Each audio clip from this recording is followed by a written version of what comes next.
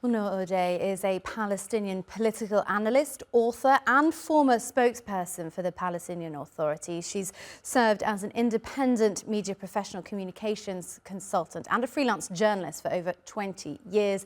And she joins us live from Ramallah in the occupied West Bank. Nour, so many Palestinian journalists have been killed in Gaza in the last 6 months, but also where you are in the West Bank, journalists are regularly silenced or even arrested. What do you think this latest incident says about Israeli policy around media freedoms? Well, let me just start by, if you will, expressing my solidarity with the colleagues in Gaza and to wish all of them, especially Sami Shehadeh, speedy recovery.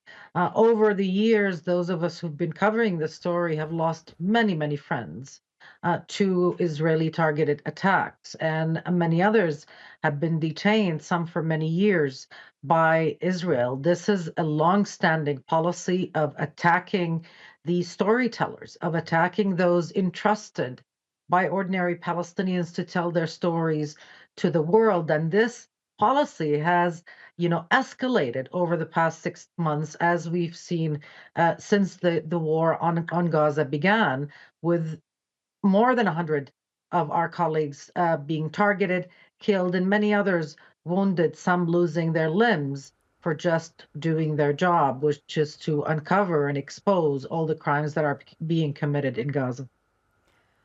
What do you think should happen? We've had other commentators come on the programme and say that, the ICJ needs to take a lead on this. Do you think journalists can afford to wait for that to happen?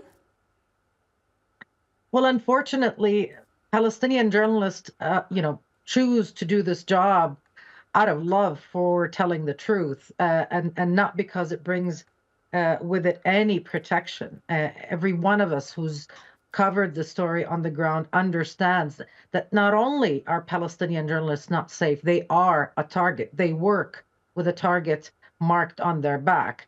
And so I'm afraid there isn't any, quick solution to providing journalists with protection. I do believe that accountability is long overdue, and that, allies and friends around the world, need to help Palestinian journalists reach justice by perhaps seeking accountability in courts around Europe for Israeli officials who have dual nationality, for Israeli commanders in the army who have dual nationality. No one, absolutely no one, should get away with targeting, shooting, killing, or maiming journalists for doing their job. This is an international crime, and it should be pursued not just at the ICJ or even the ICC, but also, I think, in individual courts in European capitals, where many of these commanders have dual citizenship.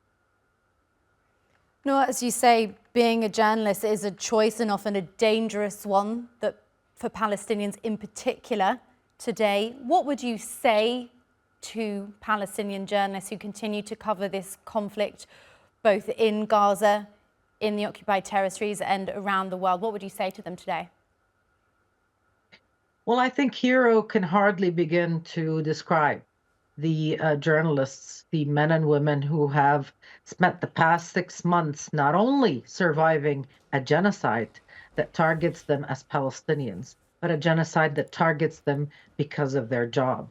They are heroes.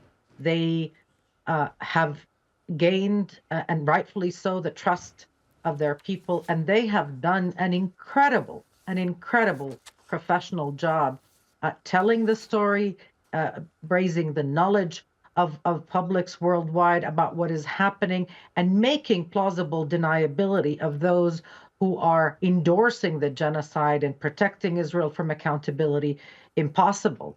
And I think they are owed a debt by Western journalists, especially, to boycott those who facilitate these murders and these attacks, but to also seek accountability. We need to see more journalists and more unions stepping up and showing solidarity where it really matters, and in a way that really matters with these journalists because they are heroes. They're doing a job that is costing them their lives, and they continue to do it, knowing that every day they are risking their lives. But really, there is no other option.